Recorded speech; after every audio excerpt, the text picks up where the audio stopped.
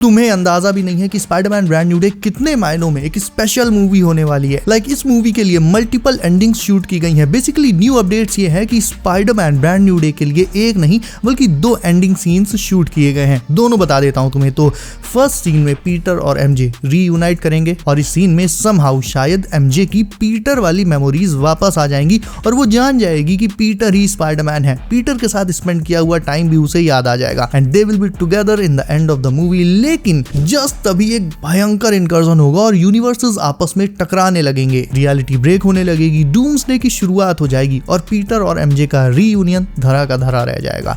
वहीं second ending में MJ की मेमोरीज तो वापस नहीं आती हैं, लेकिन पीटर उसे जाकर सब कुछ सच बता देगा कि क्या क्या हुआ था नो वे होम में, कैसे वो दोनों साथ थे और बाद में कैसे स्ट्रेंज के स्पेल की वजह से एमजे उसे भूल गई और वो अलग हो गए। लेकिन पीटर के इस कन्फेशन को फिनिश कर पाने से पहले ही अगेन इनकर्जन होने लगेगा और रियलिटी ब्रेक होने लगेगी। यानी इन दोनों एंडिंग्स में एक चीज जो कॉमन है वो है इनकर्जन। और मैंने भी तुम्हें ये ट्रेलर आने के फर्स्ट डे ही बता दिया था कि वैसे तो पूरी मूवी नॉर्मल चलेगी, लेकिन एंड आते आते ये मल्टीवर्सल लेवल पर चली जाएगी और मूवी के एंड में कोई ऐसा खतरनाक मल्टीवर्सल इवेंट दिखाया जाएगा जो डायरेक्टली डूम्सडे से कनेक्टेड होगा। और इस न्यू रिपोर्ट में भी यही कहा गया है कि एंडिंग भले ही मल्टीपल शूट की गई हो, लेकिन सब में एक चीज कॉमन है और वो है इनकर्जन, जो कि डायरेक्टली डूम्सडे का टीज होगा। और इसमें भी सबसे अच्छी बात यह है कि ये तो सिर्फ मैं मूवी के एंड सीन की बात कर रहा था, अभी मैं पोस्ट क्रेडिट सीन की बात तो कर ही नहीं रहा हूँ। एंड सीन के बाद मूवी में 2 पोस्ट क्रेडिट सीन्स भी तो होंगे। उनमें से एक में हमें सिम्बियोट एंड दूसरे में डॉक्टर डूम से रिलेटेड या खुद डॉक्टर डूम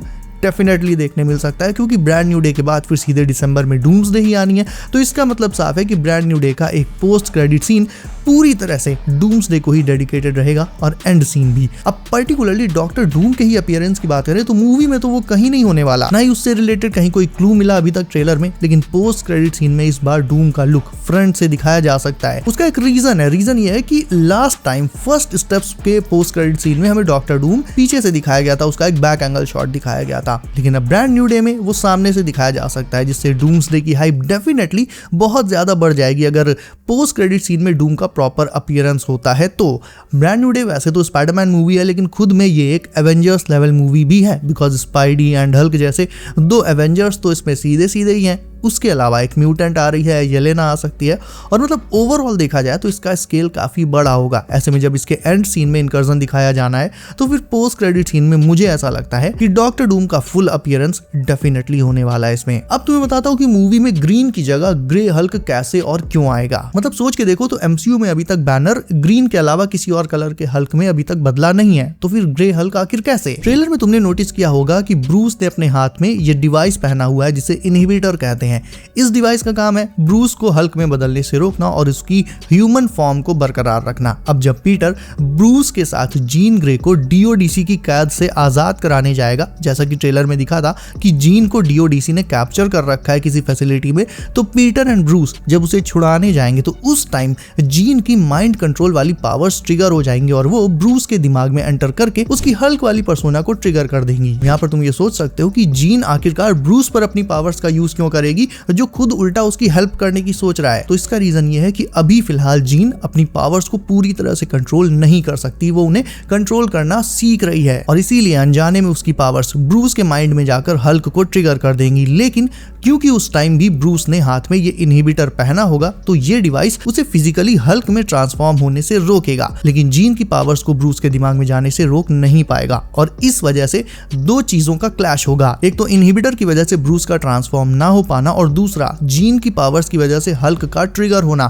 ये दोनों चीजें जब आपस में क्लैश करेंगी तब जाकर ब्रूस फाइनली ग्रे हल्क में ट्रांसफॉर्म होगा। यानी ग्रे हल्क के आने का यही रीजन है, जीन की पावर्स उसे ट्रांसफॉर्म होने पर मजबूर कर रही हैं, लेकिन इनहिबिटर उसे ट्रांसफॉर्म होने से रोक रहा है। और इन्हीं दोनों चीजों के क्लैश की वजह से अब स्मार्ट या ग्रीन हल्क ना आकर सीधे सीधे ग्रे हल्क आएगा, जो कि बहुत ज्यादा सैवेज होगा। ऑल्दो मूवी के एंड तक जीन भी अपनी पावर्स को पूरी तरह से कंट्रोल करना सीख लेगी और ग्रे हल्क से ब्रूस को वापस से उसकी ह्यूमन ह्यूमन फॉर्म में जीन ही लाएगी। इसके अलावा पीटर जब मैन स्पाइडर में ट्रांसफॉर्म हो जाएगा तो उसे भी उसकी नॉर्मल ह्यूमन फॉर्म में जीन ग्रे ही ला सकती है। अब स्पाइडरमैन ब्रांड न्यू डे को तुम ना स्पाइडरमैन 4 की तरह से ना देखो, बल्कि एक न्यू ट्रिलॉजी की स्टार्टिंग की तरह से देखो, क्योंकि रिपोर्टेडली टॉम हॉलैंड की इसके बाद आने वाली स्पाइडी मूवीज के टाइटल्स भी कुछ ऐसे ही होंगे। लाइक स्पाइडरमैन 5 का टाइटल स्पाइडरमैन डार्केस्ट डे हो सकता है, वहीं स्पाइडरमैन 6 यानी टॉम हॉलैंड की आखिरी स्पाइडी मूवी का title Spiderman one last day या स्पाइडरमैन वन मोर डे ऐसा कुछ हो सकता है। कहने का मतलब ये है कि जैसे पहली ट्रिलॉजी के टाइटल्स में जो कीवर्ड था वो था home, Spiderman home coming, far from home और फिर नो वे होम,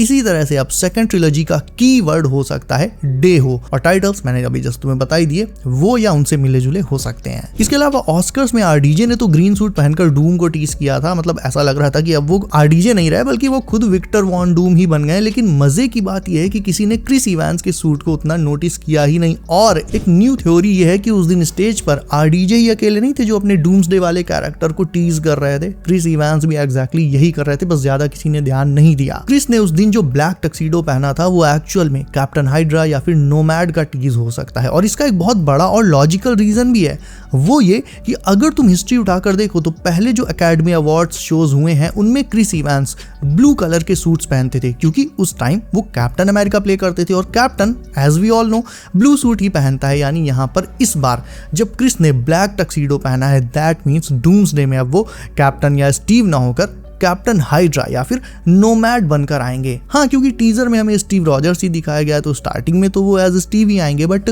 मूवी में आगे कुछ ऐसा हो सकता है जिससे वो नोमैड या कैप हाइड्रा में बदल जाए। मे बी डूम उसे वांडा से माइंड कंट्रोल करा सकता है या फिर स्टीव एट सम पॉइंट खुद ही इविल बन जाए और डूम के लिए काम करने लगे। वैसे तो मैं खुद इस थ्योरी पर इतना ध्यान ना देता, लेकिन ये जो हिस्ट्री वाली बात है जिसमें क्रिस इवांस पहले ब्लू सूट्स पहनते थे, इस वाले लॉजिक में तो दम है और इसीलिए ये थ्योरी भी काफी ज्यादा इंपॉर्टेंट हो जाती है। और नेक्स्ट वीडियो का भी एक छोटा सा प्रीव्यू दे देता हूं तुम्हें। एक्चुअल में एक न्यू रिपोर्ट में स्पाइडरमैन ब्रांड न्यू डे की लगभग पूरी स्टोरी सामने आ गई है और उसमें काफी सारी बातें फुल ऑन सेंस भी बना रही हैं। तो नेक्स्ट वीडियो मैं सोच रहा हूं इसी पर बना दूं। वेल चलो बना देता हूं, नेक्स्ट वीडियो इसी पर होने वाली है। सो अब है तुम्हारी बारी इस वाली वीडियो को लाइक करने की। और तुम्हें क्या लगता है कि क्रिस इवांस क्या स्टेज पर उस दिन डूम्सडे वाला कैप्टन हाइड्रा या नोमैड कैरेक्टर टीज कर रहे थे या फिर ब्लैक टक्सीडो उन्होंने ऐसे ही पहन लिया था? कमेंट करके मुझे अभी बताओ। चैनल को सब कर लेना। मिलते हैं नेक्स्ट वीडियो में। बी सेफ गाइस, अपना ख्याल रखिए आप। मेरा नाम है Himanshu and as always I will see you in next one.